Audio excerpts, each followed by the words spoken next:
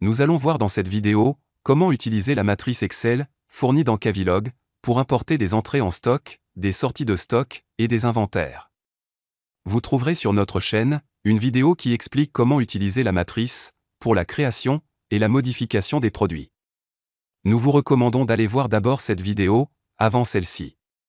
Par défaut, la matrice produit sert juste à la création des produits, notamment au démarrage de l'utilisation du logiciel Cavilog, mais également aux mises à jour de ces mêmes produits. Mais, vous allez le constater, on peut utiliser la matrice, ou plutôt une copie, pour importer des quantités en stock. Regardez cette matrice. C'est celle de notre Cavilog. On l'a dupliquée, et on l'a renommée matrice inventaire. Je l'ouvre, et vous constatez qu'on a inséré en deuxième colonne, une colonne d'inventaire. Et on a saisi les quantités que l'on avait dans la cave. Voyons dans Cavilog comment utiliser cela. Nous nous retrouvons dans Cavilog.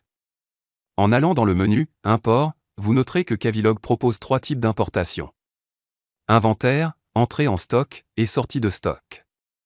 Notez que les 3 fonctionnent exactement de la même façon au niveau du fichier Excel. Il suffit d'avoir en colonne 1, la référence du produit. Et en colonne 2, une quantité. La différence se situe au niveau du traitement du mouvement de stock qui sera généré. Si vous optez pour le menu « Inventaire », Cavilog ira calculer le stock qu'il a actuellement, et il le comparera à la valeur saisie dans le fichier Excel. En fonction de la différence, il saisira un mouvement de correction pour avoir en stock la quantité que vous avez indiquée dans Excel. Par exemple, le produit B a un stock actuel de 10, vous avez indiqué 20 dans Excel. Alors, Cavilog passera une entrée en stock de 10. C'est facile à comprendre. Si vous optez pour le menu « Entrée en stock », Cavilog dans ce cas ne fera aucune comparaison.